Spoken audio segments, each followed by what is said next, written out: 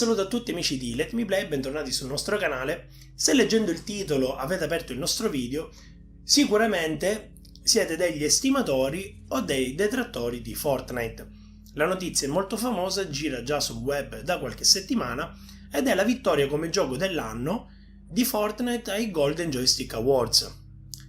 Prima di tutto, ragazzi, pensavo che questa fosse una fake news e prima di fare appunto questo video mi sono documentato bene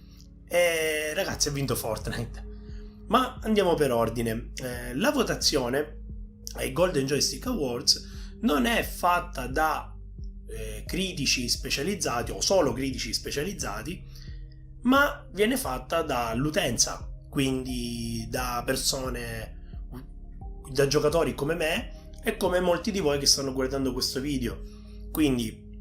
è facile e intuibile capire anche la motivazione che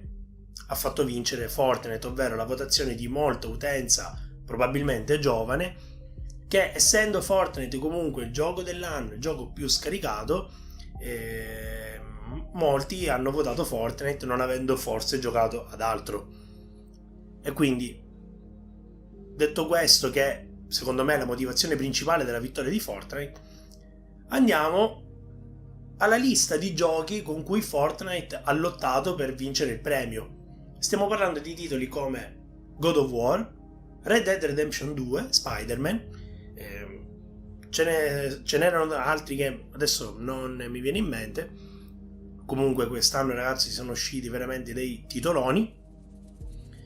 e quindi la vittoria di Fortnite mi ha fatto storcere il naso, perché trovo questa competizione, oltre a essere impari,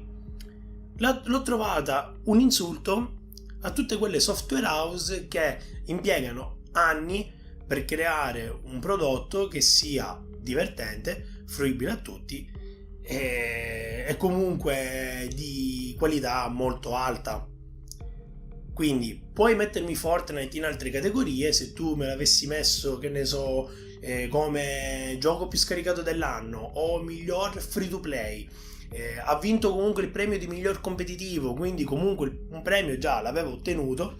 e stiamo parlando sempre di un gioco non uscito nel 2018, quindi mi può star bene se tu gli fai vincere quel premio lì, ma non puoi metterlo in competizione con un titolo veramente mastodontico come Red Dead Redemption 2, che tra l'altro l'unico premio che ha vinto durante il Golden Joystick Awards è appunto il premio della critica. Quindi capite il discorso dove volevo arrivare prima, dell'utente che vota e della critica. Ma adesso non voglio dire doveva vincere Red Dead Redemption perché è il gioco migliore dell'anno, non sto facendo questo video per questo. Lo sto facendo per chiedervi una cosa, perché la domanda che mi faccio io da quando Fortnite ha veramente preso il sopravvento su molti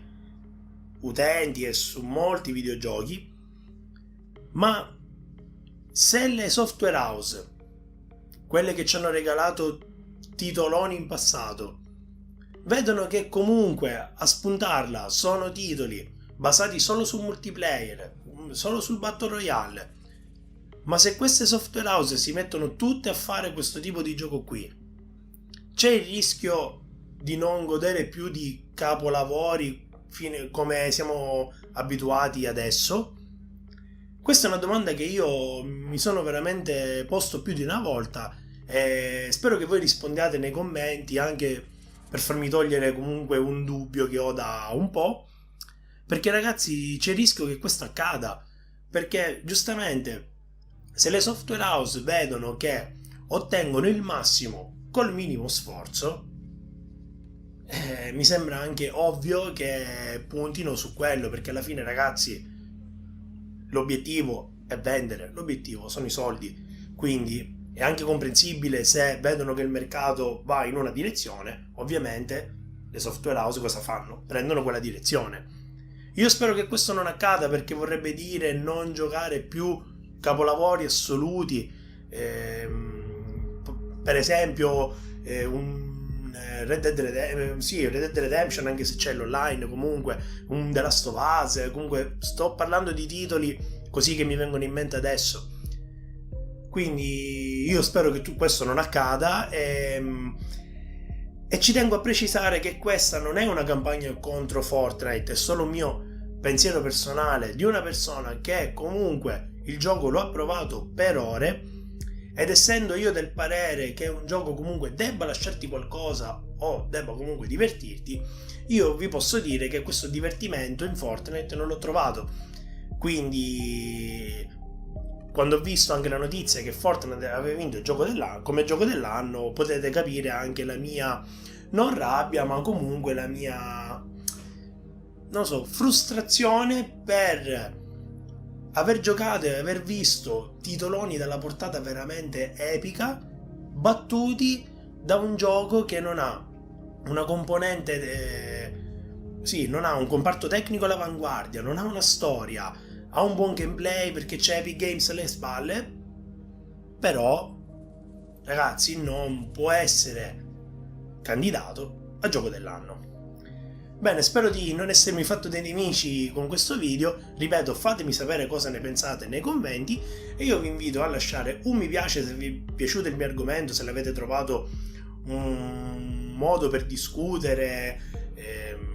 comunque l'avete trovato un argomento interessante. Iscrivetevi al canale e seguiteci in tutti i nostri prossimi video. Da Spadolone85 è tutto, noi ci vediamo alla prossima.